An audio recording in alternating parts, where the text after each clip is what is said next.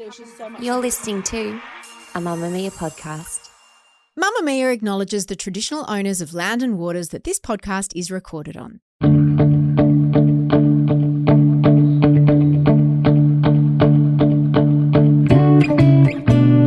From Mamma Mia, I'm Libby Trickett and you're listening to No Filter. Last year, Australia became completely enamoured with one of our national sports teams, who have changed the course of women's sport in Australia forever. But it wasn't just the incredible athleticism that grabbed our attention. We also became completely invested in who they are off the field, their relationships, their friendships, their headbands, who they play for overseas. It was such a big moment in history. It's a first ever World Cup semi-final for Australia. The Matildas, for the first time in their history, are going to a World Cup semi-final. Katrina Gorry, or Minnie, as her teammates call her, is one of the Matildas who captured our hearts during the 2023 Women's World Cup, along with her 2-year-old daughter Harper. And Chidiac does well. Gorry takes over. The effort, Gorry from distance. What a strike. And the Matildas are in front. And it's a wonder goal from the Wonder Mum. The World Cup semi-final was the most watched television event in Australia since Cathy Freeman's 400-metre dash at the 2000 Sydney Olympics. And Gorry had the highest tackle count of all the players at the tournament. And Katrina Gorry must score. She grew up playing soccer in Queensland and has played for clubs all over the world, including in the US, Japan, Sweden, and now plays at West Ham in London. Talking to Katrina felt like talking to a friend. She's so open and grounded, and we spoke about everything, like deciding to have a baby in Norway and why she didn't want to tell anyone to begin with. And she told me about her love story with her partner, Clara, who she met when she moved to Sweden. And it seems like her mum knew she was the one before she did. And Clara is now pregnant too. So they're about to have a new baby and a 3-year-old just in time for the Paris 2024 Olympics. She's got a bit on. Here is Katrina Gorry.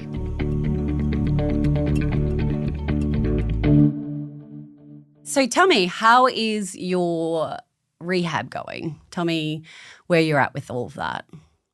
I mean, it's going fast, but it's going slow.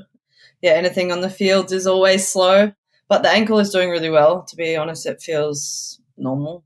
So pretty much they had to, like the ligament between your ankle bones was gone, so they have to go in and kind of put a wire in between. But it feels normal now. Like I actually forget when Harper runs away from me that I can't actually run. So it's been fine. Harper hated the first couple of weeks that I couldn't really get off the couch, but now I'm back to my normal self, trying to enjoy rehab and just get strong again. I mean, I think Australia has a collective sigh of relief that that's the case.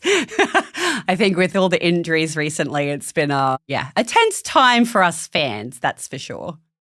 Yeah, no, it's been tough, but I guess it came at an okay time. I think usually the return to play is about 10 weeks, so I should be good to go. Amazing. I wanted to ask you, I mean, this is a very selfish question that I wanted to know.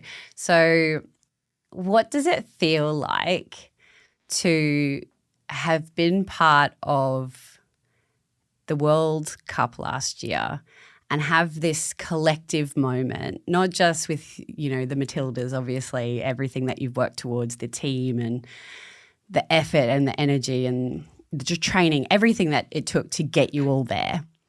I'm going to get emotional about this, but what does it mean to you as a player to know that your legacy is that you brought millions of Australians together in one moment, like this one beautiful moment? And for me personally, in that moment, my 5-year-old at the time daughter decided she wanted to be a Matilda. And I'm getting emotional.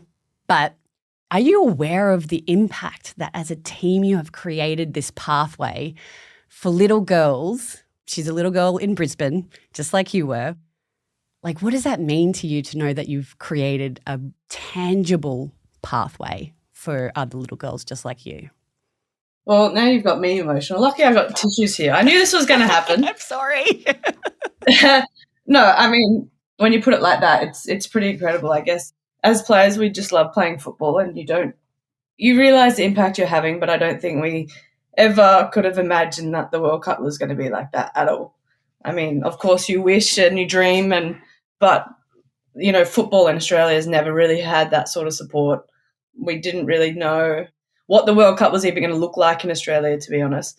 But, yeah, when we got there and as we progressed, like the turnout, you know, the videos that we were getting, that people were watching them at a wedding, and it's crazy to reflect on, because I think, you know, when we finish the World Cup, we all go back to our clubs and it's back to it, and we didn't really get to enjoy the change. We just see it from afar. So I think that for us as players is hard, but it's so nice to come back. And I think just we see it on, you know, social media and things like that, you know, little boys and girls still walking around in the jerseys.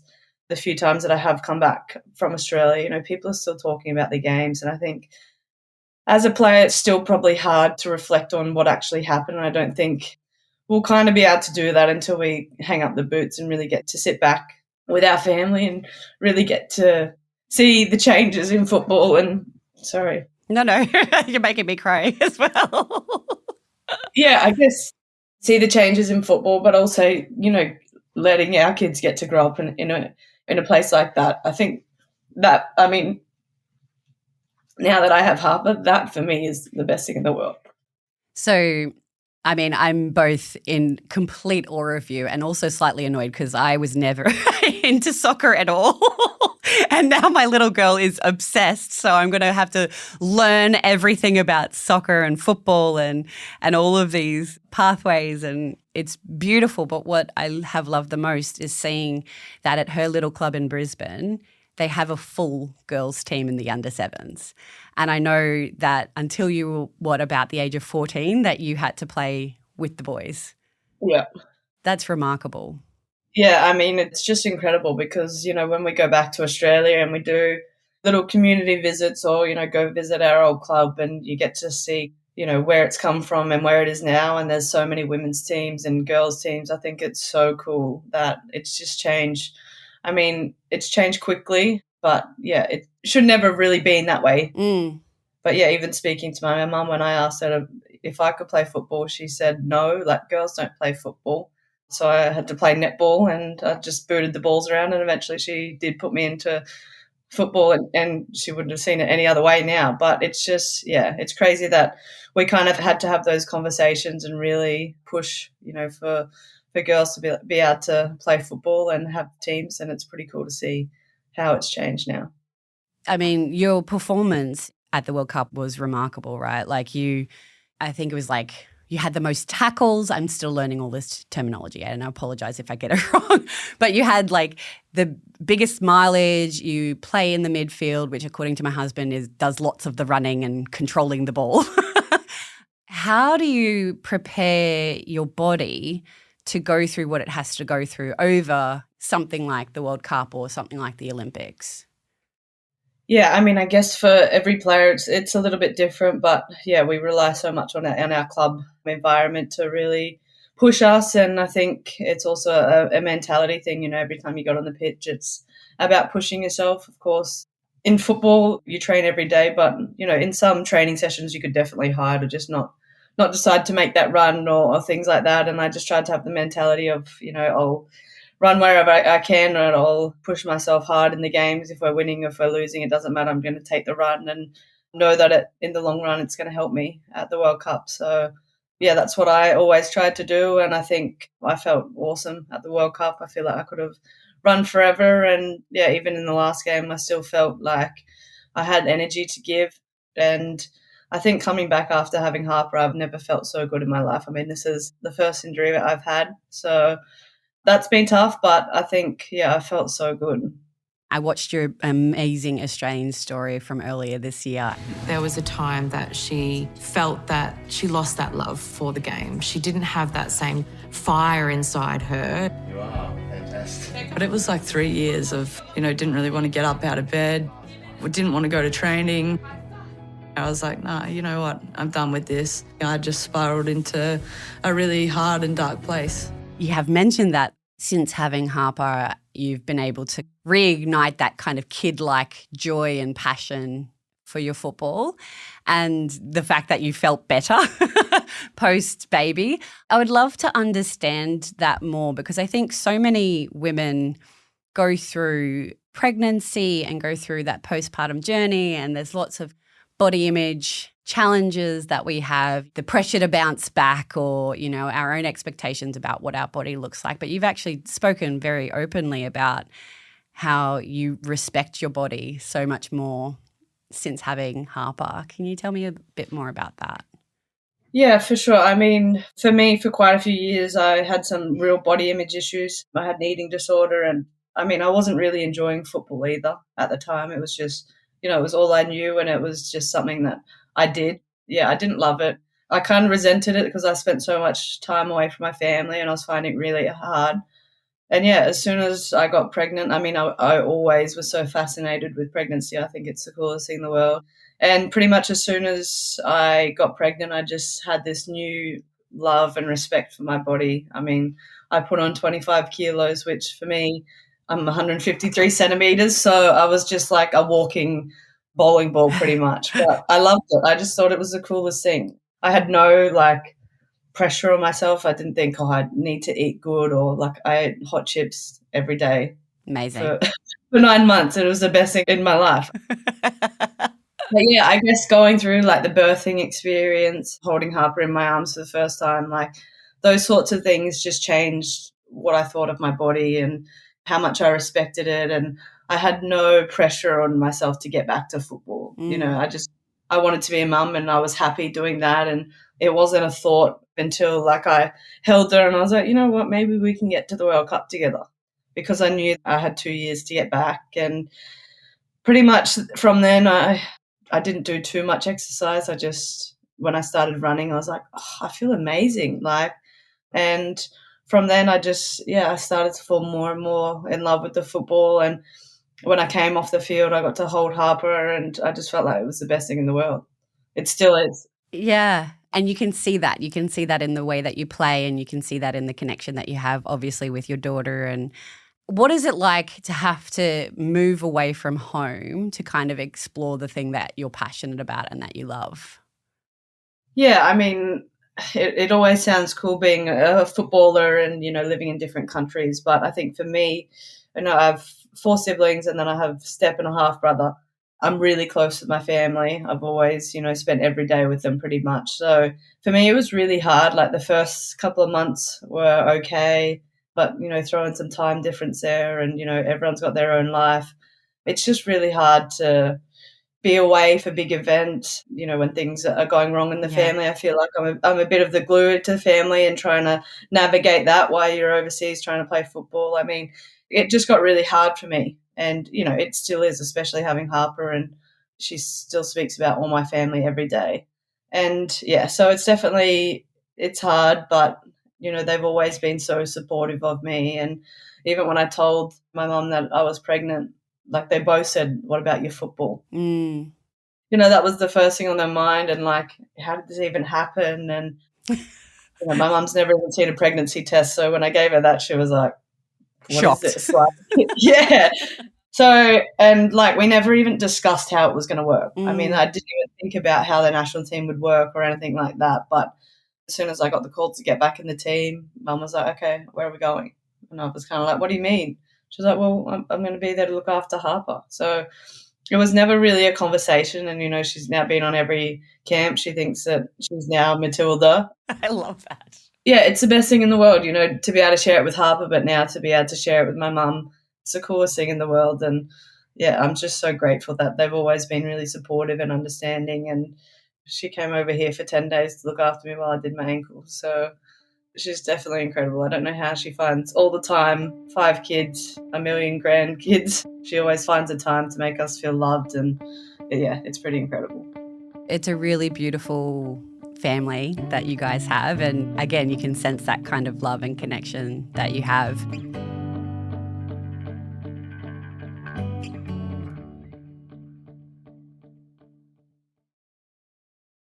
I wanted to talk about the Olympics, because obviously that is coming up in Paris this year. But your first Olympic experience was in 2016. You had no children at that stage, and come Paris, you'll have two. How do you feel like it's going to be different? Yeah, I mean, the lead up's different for sure. But I think, I mean, the World Cup was just incredible having my family there. But now to know that, Clara's going to be there, we'll have the two kids there, mum will be there, to have them there, I think it's just going to be, it's going to be incredible. I mean, I've got to get there first, of course. Of course. But, yeah, I think it's definitely going to be a special one, obviously. A lot of us have been in the team for a very long time. Hopefully it won't be my last tournament, but I think there'll be quite a lot of players, that will probably retire at the end of this tournament. It's so hard to keep on going, to keep on pushing yourself. But, hopefully the next bub gives me that new found energy and love, or it might go the complete opposite way, but we'll see what happens. But, it's going to be a special tournament for sure. I think we're all hungry to go as far as we possibly can. I think the World Cup's really made us want to have a medal around our neck even more. Obviously, losing Sammy now, it gives us another added bit of motivation. And, I think just to do that for the whole of Australia, to show up for us in the World Cup and support us through that, I think, the best thing that we could give back is a medal around our neck, I think. Do you feel like the squad is capable of it? Because, obviously, the World Cup, it was fourth, and then I think in Rio it was fourth as well. We got knocked out at quarterfinal, but in Tokyo they went fourth. Okay, yeah. So it's been so close so many times. What is the difference that is going to have to happen, do you feel like, to get that medal? Yeah, I mean, it's hard. The World Cup squad is much bigger. So obviously when you go to the Olympics, you've got a much smaller squad. So, it's going to be a headache for Tony for sure as to who goes. And obviously having a couple of injuries in the team, you also need your fittest players to be there because, there's quite a lot of games in short time. So, it'll be really interesting to see what happens with that. But I do think we have the players to go on and win a medal for sure. I think we've got a lot of experience in the team, but we've also got a lot of young players that are really class. And I think hopefully the disappointment of the World Cup and probably any tournament we played in, we've always felt like we've fallen a bit short. And I think hopefully that just drives us to, do something we haven't done before. I'm really interested for you because having a look at your decision making that you've had over particularly maybe the last few years, I'm sure probably a lot of people in your life and maybe people observing you from the outside as a fan, they would look at kind of the decisions that you made and gone, that's interesting, whether it's deciding to have a baby instead of going to the Tokyo Olympics, moving overseas when you had a very young baby, all of these things. I want to understand how strong your intuition is. You've been able to trust it in a way that I think a lot of people struggle to, I guess, in day-to-day life. Yeah, I mean, sometimes I question myself when I've done those things for sure. When I'm sitting in Sweden with a 6-month-old trying to figure out how I was going to navigate it. But, I feel like we underestimate what we're actually capable of as women. I think it's just, when you have the list to get out the door in the morning, but you just always, you start ticking things off and you just do it. I've always had that mentality. I mean, my dad's always been around, but watching my mum just try and do that with 5 kids. I feel like the weekends for us just kind of empowered us, things that they had to get through, they did. And I think that's kind of always stuck with me. Like if they could do that for when my dad got remarried, it was about 10 kids and surely I can do it for one. But I always just look at it as a challenge. I think as a footballer, you always want to challenge yourself. And it was kind of that as soon as she was born, it was like, okay, how long can I stay out of the house for before she cracks it? Or how long can we get in the car for? And I think I've always kind of challenged myself with that and made sure that, she felt safe, but that we had good people around us all the time. And I always kind of have that feeling with different teams I go to.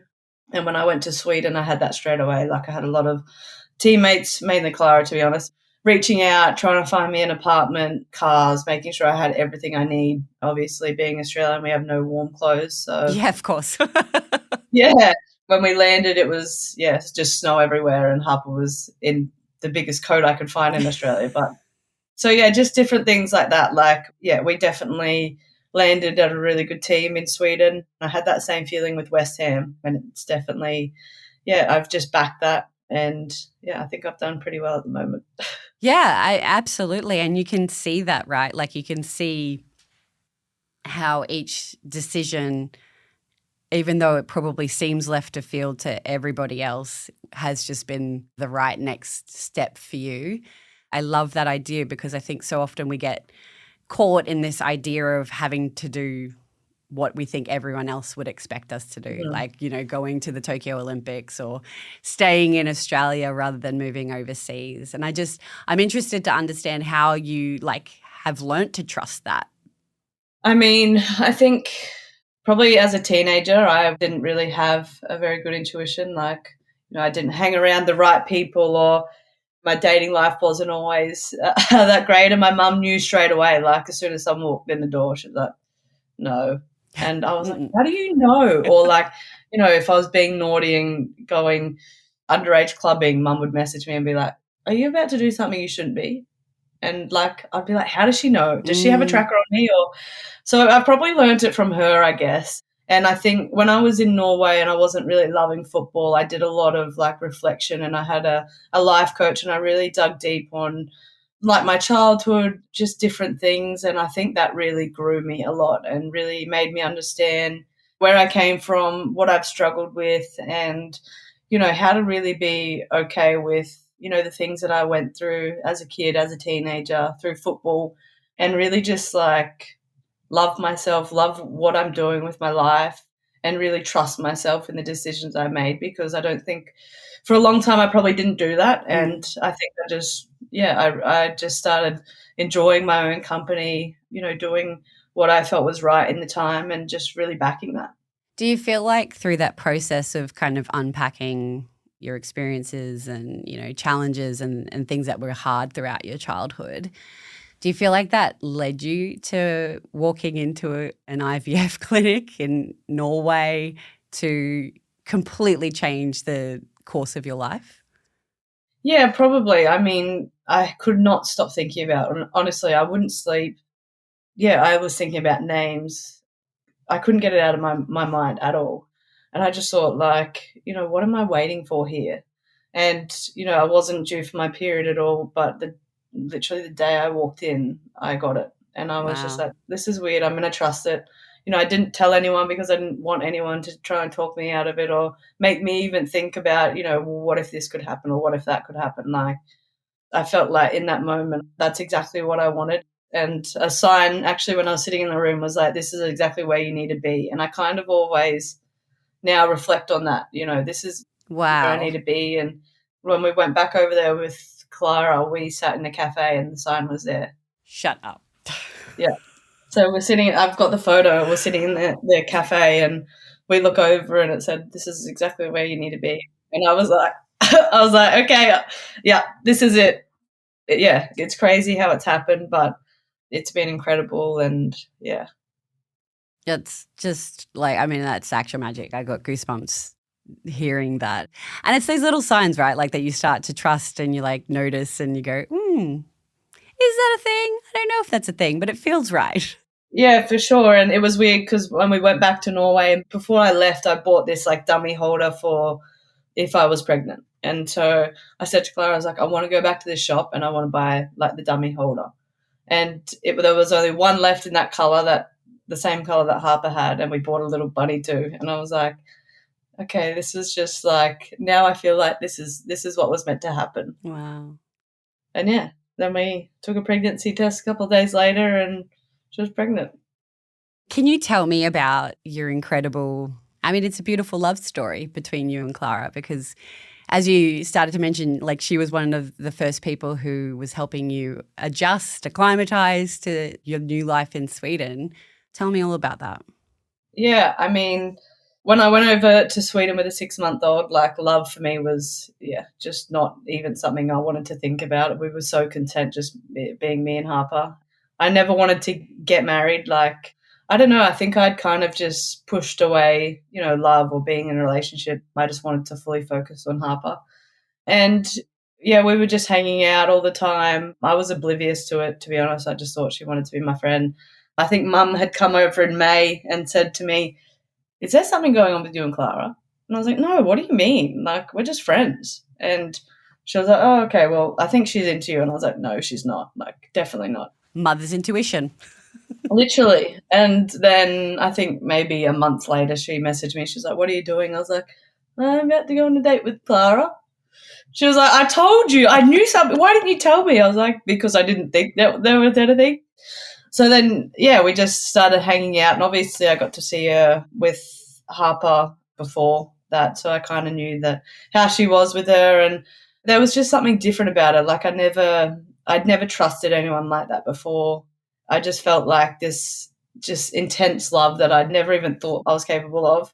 And I don't know, we just worked so well as a team. Like we wouldn't even talk in the mornings, and we would get to the front door after we had done everything and we'd just high five each other and be like, "Yeah, we nailed that." Like, and it's never been like a competition. Well, I did this for you or you did this for me. It's just like we just work just so easily. And yeah, it went really quickly, but we always were very open with what we wanted in our life. And I did tell her I didn't want to get married. But then we spoke about it and, I knew that she was my person, and Mum has never been so excited in her life, and I'd never really seen my mum like that at all. So I think that for me was like where I really knew, like, okay, well, if you haven't said she's not good, then she's got to be my person. So yeah, it's been incredible. We thought we'd try to have a baby before. We didn't realise how closely to the Olympics it was going to be, but like I said, everything happens for a reason, and yeah, we'll see what happens over the next couple of months. What was that decision process like to kind of add to your family and give Harper a sibling? Yeah, I want more kids. I'd never wanted Harper to be an only child. I always wanted her to have siblings because, like, I loved my childhood. And I think, she's so obsessed with babies, and I can't wait to watch her become a big sister. But Clara said that she always wanted to have kids, and I think we work as a really good team. We've obviously brought Harper up together now, and, there's never been any fights or anything. It's just always been very chill. Even when I stopped breastfeeding, like the conversation she had was just like, it was just all so easy. So, yeah, we just decided we'd try like through the later of the year to see what would happen, and would obviously be able to go back to Norway if that was possible. It happened first go for us, and yeah, it's just crazy what's happened in the last couple of months. But yeah, now due in a couple of weeks, and hopefully be heading to the Olympics with 2 little bubbers.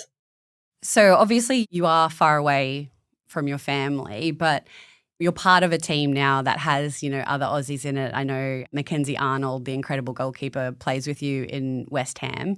What's it like, sharing the field with fellow Aussies?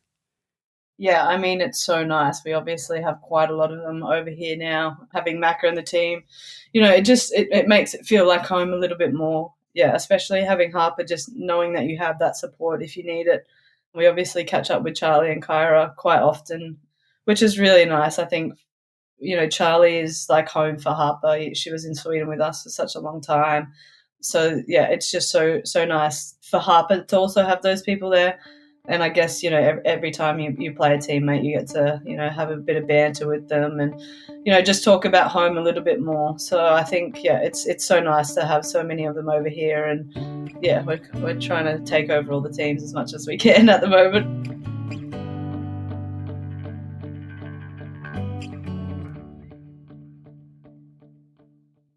How has it been for you? Because obviously you experienced the pregnancy yourself last time.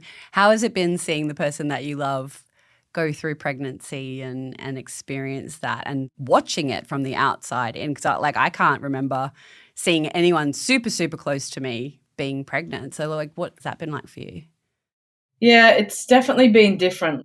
It's crazy to see like the baby grow and just to see Clara in a different light, but also it's so hard being so helpless. She was quite sick. It's only been in the last couple of weeks that she's actually been feeling better. Oh, the poor thing. And she's quite a loud person. She's a bit like a dad, when she blows her nose. But like when she's feeling sick or dry reaching, everyone knows about it. And, sometimes it's happening in the airport. I'm like, babe, like surely you could be a little bit more quiet. Can you just vomit quieter, please? Yeah, literally. And everyone's looking at us. I'm like, oh, gosh. So, yeah, just feeling really helpless in those moments is definitely hard. And obviously now getting to the end, she's obviously feeling quite uncomfortable. And I think not being in Sweden and being able to just call her midwife or like go have a checkup, I think has been quite hard for us. The system's just a little bit different in the UK, and yeah, we don't really have that person to call all the time or just to go get her checked up. So I think we're just waiting to get back to Sweden so we can make sure everything's going well. But yeah, it's been absolutely amazing to see her kind of grow, our son, and I think it'll be pretty cool experiencing the labour with her. I mean, obviously for me, I had my mum and my sister, but I think it's pretty cool to finally have someone to go through it with and, yeah, to go through definitely the first stages because they're definitely tough. Are you a little bit nervous about watching the labour? Because obviously, again, you have a very unique perspective because you've been through labour and then you're going to be there and observe labour as well. Yeah. Do you get nervous about that, about what she's going to go through? Is it bad to say that I'm just excited? No, not at all.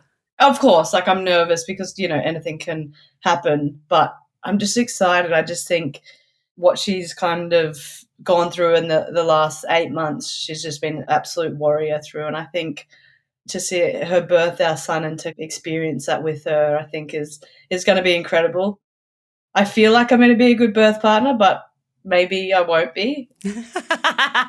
I mean, it's always easier to say when he's sitting inside and nothing's happening, but I think I'll be good because I got to go through it. And now when I look back, I'm like, oh, maybe I shouldn't have really done that. Or, I think having those experiences can definitely help. And I think we both love a challenge. So maybe, when she's like, oh, maybe we should go to the hospital, but maybe we should stay home.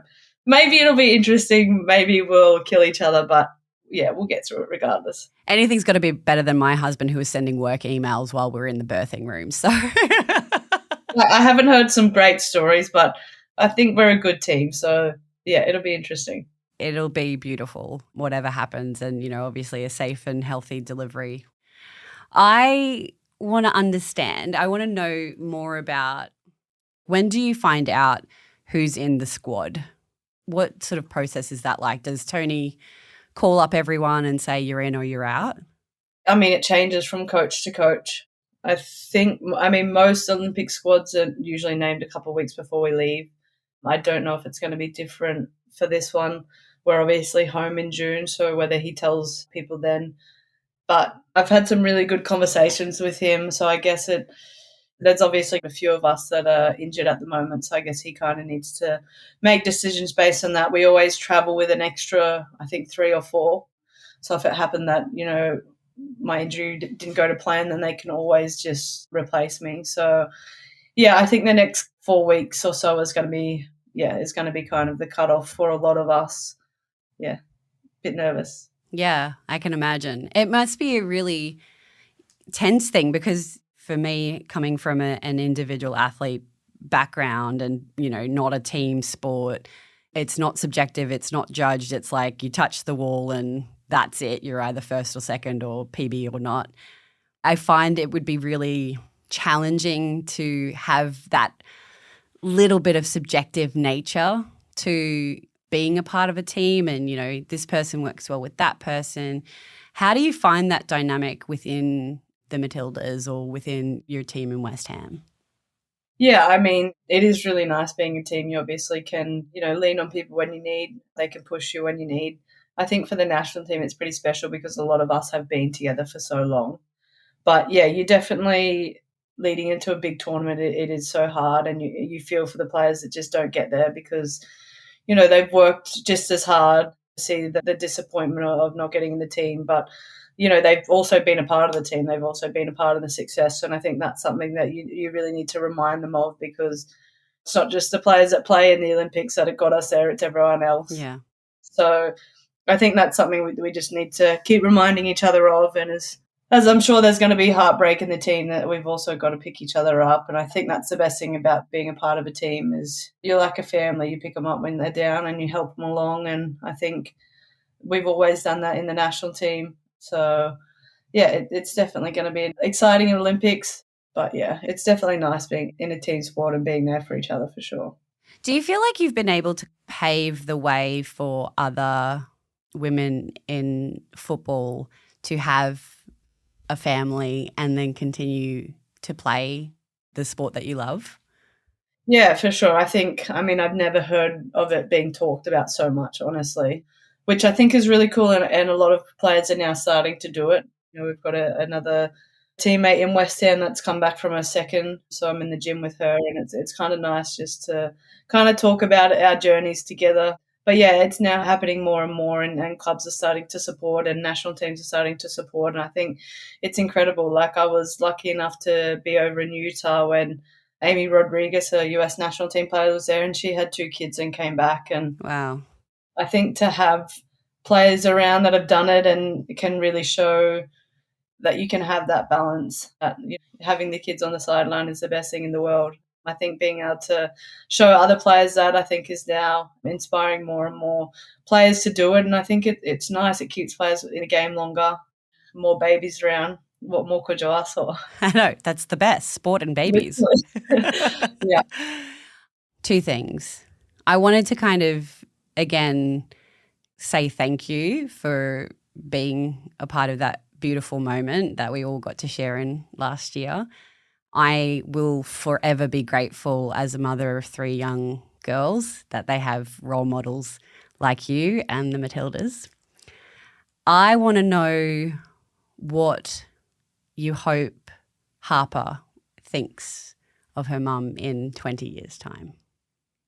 No, you're just trying to make me emotional. I'm sorry. Yeah, I think Harper's lived such a cool life already, being around such inspiring women. But, yeah, I just wanted to look at me thinking, that I'm strong. What I achieved and what I set out to do, I always kind of did it with a whole heart, and that I gave her the best life that I possibly could have. And, it's just amazing that she's going to have so many opportunities now because of women that have paved the way for us and continue to pave the way. But, yeah, I just hope that she just thinks that I'm the best and coolest mum in the world, and that we can sit back on the couch in 10 years' time and I can show her, all the places we went, all the things that we achieved, all the aunties across the world that she got to hang out with and talk about and love. Yeah, and just the incredible women she got to be inspired by. I'm just excited to watch her grow because I think she's going to turn into a pretty powerful little human. Without a doubt. They always talk about it takes a village to raise a child, and what an incredible village little Harper has. So seriously, it's incredible. And the amount of people that she remembers, you just get them up on your phone and she's like, oh, that's such and such and that's such and such. And, she talks about my family like we saw them yesterday. So I think, yeah, people just have a real impact in her life and she never forgets it. And I think, being around the national team for so long, I think, to be inspired by, all of those girls and the different journey that they have and they get to share with her, it's pretty incredible. I can't wait to see your progression this year and obviously into the next few years. Such a joy. I'm now fully on your bandwagon, so I'm a full-blown football fan because of you, so thank you. Yeah, well, if you need any tips, I'm here. I'll be hitting you up 100%. You can do that. No, it's been an absolute pleasure. I appreciate it. Tell all you girls I said hi. And, I will. Eddie was so excited that I was interviewing you. Yeah, she was absolutely pumped. So, yeah, I get to tell her all about it. So thank you. Awesome. That makes me happy. That was amazing. I absolutely loved hearing Katrina's story. She is so beautiful and grounded and down to earth. And I think what really surprised me about her journey throughout her athletic career is how much and how important trusting her intuition has been through the decision-making processes when she started to fall out of love with football and then made seemingly a fairly wild decision, even though, it's something she'd spoken about for so long, to have a baby by herself, and how those dot points kind of lead you exactly where you need to be, just like the sign told her. I think women are capable of so much more than what we think. And again, I am just so grateful for women like her who will be incredible role models for my young girls. You will get your usual No Filter interview on Monday with Mia Friedman. Then I'll be back in your ears later in the week. This episode of No Filter was produced by Courtney Ammenhauser. The executive producer of No Filter is Kimberley Braddish. And I'm Libby Trickett. Thank you so much for listening. If you enjoyed it, please, we would love for you to take the time to share it around with people that you think might be interested.